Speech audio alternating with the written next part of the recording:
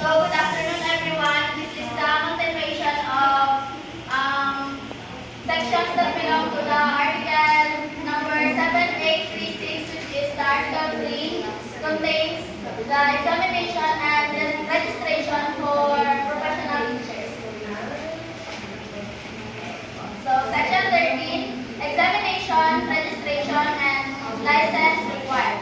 Except as otherwise specifically allowed under the provisions of this Act, all applicants for registration as professional teachers shall be required to undergo a written examination which shall be given at least once a year in such places and days as the board may determine upon approval by the Commission.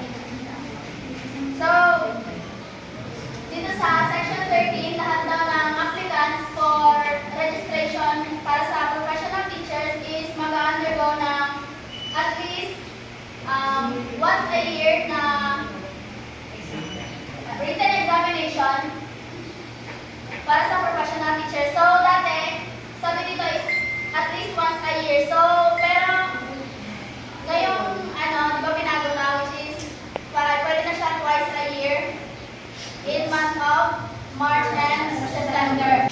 So here sa section 13, a valid certificate of registration and a valid professional license from Commission are required before any person is allowed to practice as a professional teacher in the Philippines, except as otherwise allowed under this Act. So section 14, scope of examination. The examinations for the elementary and secondary school teachers shall be separate. The examination for teachers in elementary level shall consist of two, which is the professional education and general education. While sa secondary level naman consists of three parts, namely the professional education, general education, and specialization. So, general education refers to core subjects like Filipino, English, math, science, and social studies, social science and social studies. So, sa professional education naman, this refers to those related to the teaching profession like facilitating learning, early childhood and adolescent development and education, principles of teaching, methods and strategies, curriculum development and teaching profession as a whole. So lastly, I am field of specialization. This refers to the specific discipline. The secondary teachers have to teach English, biology, chemistry, mathematics, Filipino, social studies, music, art, physical education, and health or MAPE. Section 15, qualification requirements of applicants. So, Mr. Kato, please read. Yes, ma'am. No applicant shall be admitted to take the examination unless, on the date of filing of the application, he shall have complied with the following requirements: a citizen of the Philippines or an alien whose country has reciprocity with the Philippines in the practice of the teaching profession, at least 18 years of age, in good health and good reputation with high moral values, and has not been convicted by final judgment by a court for an offense involving moral turpitude. That's all. So yun, ang qualification requirements of applicants, you must be a citizen of the Philippines, at least 18 years of age, and in good health and good reputation with high moral values. Tapos, hindi ka convicted by final judgment by the court for an offense of involving moral turpitude. So, a graduate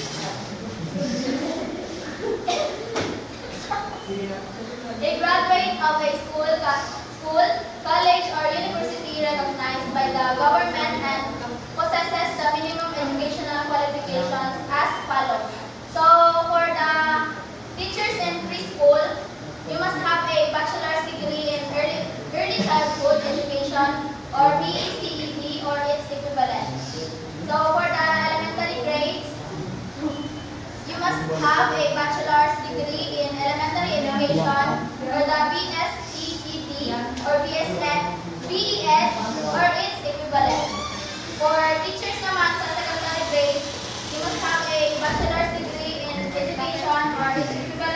with a major and minor or a bachelor's degree in arts and sciences with at least 10 units in professional education. And last is for the vocational and 2-year technical courses. You must have a bachelor's degree in field of specialization or its equivalent with at least 18 units in professional education. So, section 16, report of the results of the examination. Ms. Karen, please. So the board held between 120 days after the examination reported rating of grades by each candidate to the professional evaluation commission for approval and appreciation. So, in this section, yun nga, after the examination, maghihintay mo na ng 120 days bago may labas yung results ng written exams ng mga para sa professional education at saka yung mga ratings ng mga applicants.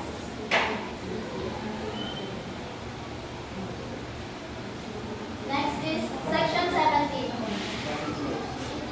Mr. Abbas. Issuance of certificate of registration and professional license. The registration of a professional teacher commences from the date his name is enrolled in the roster of professional teachers. A professional license signed by the chairman of the commission and during the registration number and date of issuance thereof and the month of expiry or renewability shall likewise be issued to every registrant who has paid the annual registration fees for 3 consecutive years. This license shall serve as evidence that the licensee can lawfully practice his profession until the expiration of his validity. So, Mr. Abbas, do you have any ideas sa section 17? On my own understanding na, issuance of certificate of registration and professional license. A graduate of any education degree shall have a license in teaching before he or she can practice his profession. Bago siya makapag-tour sa any government or public schools na meron talagang sweldo is kailangan meron na siyang license sa pagtuturo. So, sa license na ito, merong expiration yung license ng teacher, which is tumatagal lang siya ng 3 years. And then, sa 3 years na yun, dapat before mag-expire yung kanyang license, dapat i-renew muna ng teacher yung kanyang license para makapagturo talaga siya para makapagturo ng tuloy-tuloy. Okay, thank you, Mr. Abba. So, yun nga, section 17, so every 3 years or 3 consecutive years, kailangan talagang i-renew yung license na yung license para makapagturo ka ulit. Before yung date ng ma-expire yung license mo, dapat makapag-renew ka ulit.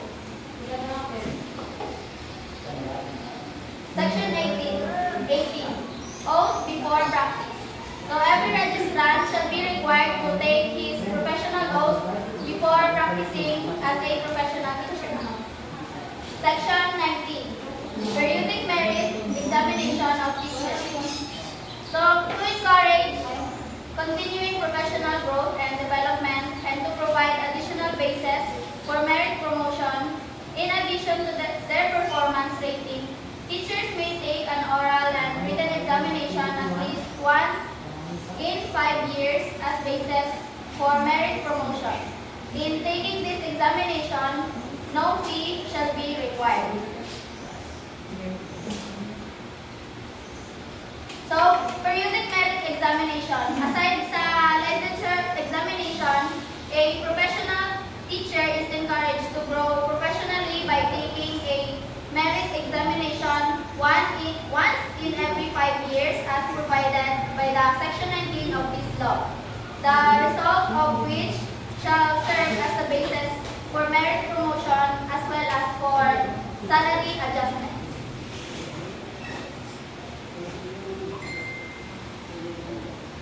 Section 20. Failure to pass the merit examination. If a teacher fails to pass the merit examination, he or she shall be allowed to take examination for a second time. Should he or she fail to pass the merit examination for the second time, then he or she shall be required to take a BECS accredited refresher course or the program before being allowed to retake the examination.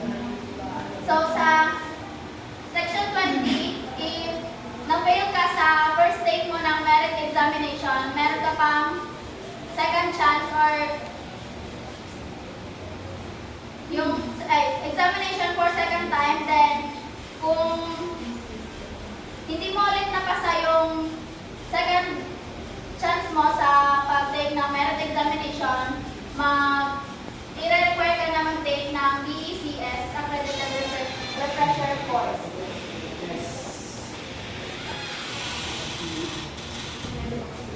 Section 21, incentives. Miss Kimberly.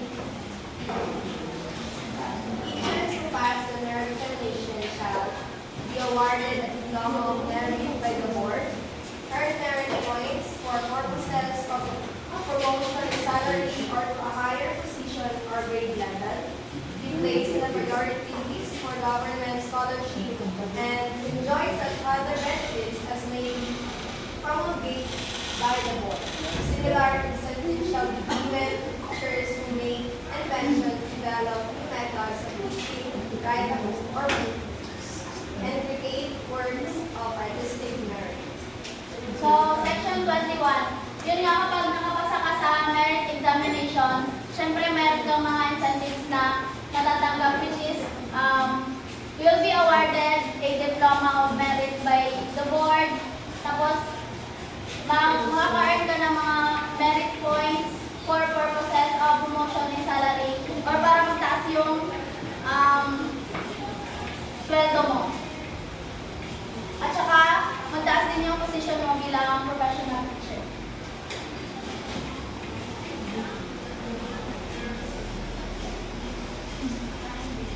So, Section 22, integration of the teaching profession.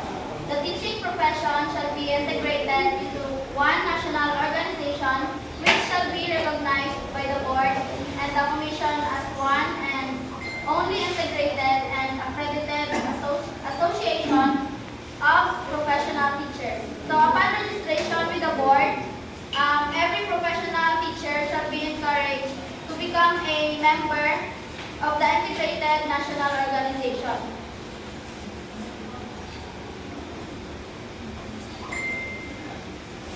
Those who have been registered with the board but are not members of said integrated organization shall be allowed to register as members of the said integrated organization within 3 years after effectivity of this act. Membership in the integrated organization shall not be a bar to membership in other association of the teaching profession. So, professional teachers shall receive the benefits and privileges apportioned to their membership in said integrated and accredited organization of the professional teachers only upon payment of the required membership fees and dues. Last,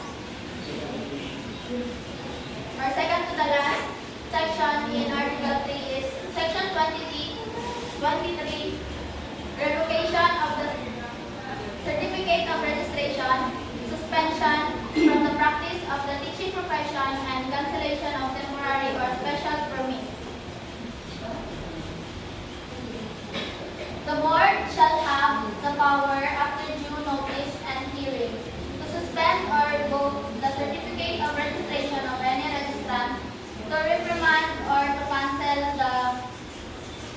temporary special permit of a holder thereof who is exempt from registration. 4. Any of the following causes: conviction for any criminal offense by a court or competent jurisdiction, immoral, unprofessional, or dishonorable conduct, declaration by a court of competent jurisdiction for being mentally unsound or insane. Malpractice, gross incompetence, gross negligence, or serious ignorance of the practice of teaching profession. The use of perpetration of any fraud or deceit in obtaining a certificate of registration, professional license, or special or temporary permit, chronic inebriety, or habitual use of drugs, violation of any of the provision of this Act, the rules and regulations and other policies of the Board and the Commission, and the Code of Ethical and Professional Standards for the professional teachers, and last, unjustified or willful failure to attend seminars, workshops, conferences, and like or the continuing education program prescribed by the Board and the Commission. So the decision of the Board to revoke or suspend a certificate may be appealed to the regional court or of the place where the Board holds office within 15 days from receipt of the said decision or of the denial of the motion for consideration filed in due time. Last section in Article 3 is the Section 24, registration by reciprocity. Mr. Cadaw, please read. No teacher of a foreign nationality shall be admitted to the examination or be given a certificate of registration or be entitled to any of the rights and privileges provided under this Act, unless the country or state of which he is a subject permits Filipino professional teachers to practice within its territorial limits on the same basis as subjects or citizens of said country or state, provided that the requirements of certification of teachers with said foreign state or country are substantially the same as those required and contemplated under this Act, provided further that the laws of such state or country grant the same privilege to Filipino professional teachers on the same basis as the subject or citizens of such foreign country or state.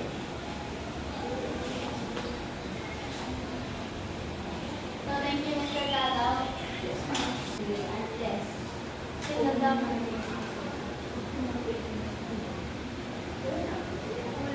So, based on my opinion and my understanding, so no teacher is advised to be admitted sa isang examination, especially if he or she is a foreign nationality. And even so, hindi din siya pwedeng bigyan ng certificate of registration and wala siyang any rights and any privilege unless meron siyang unless nang pumayari siya. May profession, kumbaga di ba din siya magtuturo, foreign national siya, tapos dito siya magtuturo sa Pilipinas. So hindi siya admitted pag ang subject permits, hindi pwede mag-practice ng kanyang teaching kasi foreign national siya. Tapos,